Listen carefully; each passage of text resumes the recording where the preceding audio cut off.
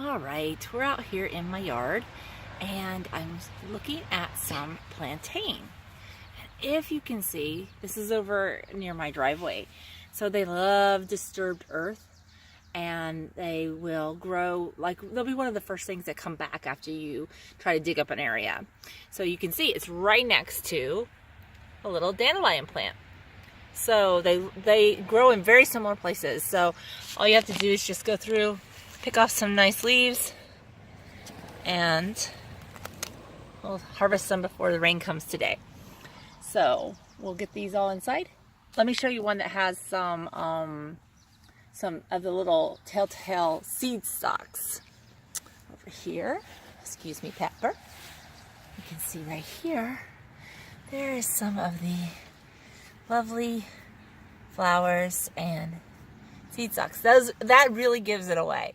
If you see those, you know you're dealing with the plantain plant. So that's the first step. Find it and harvest some leaves, and then we'll go wash them and we'll dry them, and we'll see you in a bit. So I wanted to show you here, I accidentally got a dandelion leaf, and so I wanted to show you the difference so that you can really see the difference in the leaves. So we've got the plantain leaf here on the right, and we've got the dandelion leaf here on the left. You can see that the plantain leaf's edges are very, very smooth. They can sometimes be a bit wavy on the larger ones, but you can kind of see how smooth they are. Where the dandelion leaf here is quite rigid and almost toothy. All right. The other clue is that all of a sudden I can't think of the name, but all of the ribbing of the leaf goes all the way to the central point. Where in the dandelion leaf, you'll see there's a central vein, and then the ribbing goes out from that. So that's the way you can tell the difference, and you're always looking for a leaf that looks like this. It can be multiple sizes. You can have quite large ones, but this is the leaf look that you're looking for the plantain. Hi, we're back because I have now my plantain. I use a salad spinner to dry it nicely, and everything's been washed with my chickens and my dogs. I never trust anything that I pick off my land.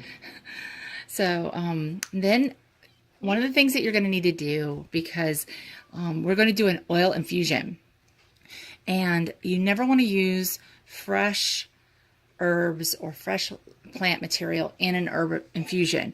You want to always have it be dried, because the moisture that's in here can introduce bacteria. So if we dry this fully and then we infuse it in our oil, we'll get all the properties, but leave out the chance for any kind of mold or fungus or bacteria growing in our oils.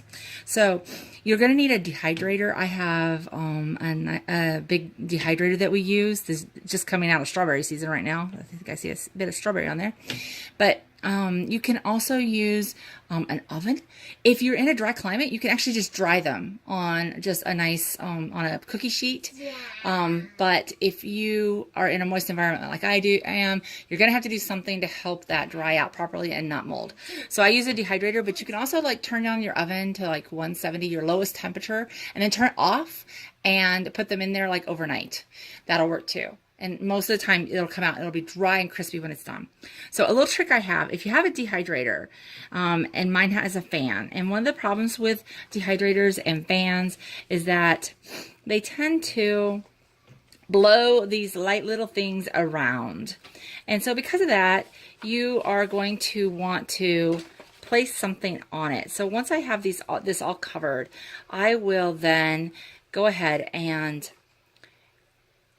place a towel, just a clean towel, over the top of it. Now you can put them in there for a couple of hours first, but if you cover them up like this with a little towel before you go in there, it takes a little bit longer for them to dry, but they're not going to blow all over the dehydrator whenever they get dried out, because they are super light and super floatable. It just floats everywhere and becomes a big mess. And so this helps if you just place a light cloth over them. I really actually like the flour sack towels best for those, but I'm out of them right now. They didn't have any at the store, so I only have these, and the rest of mine get holes in them and then they're done.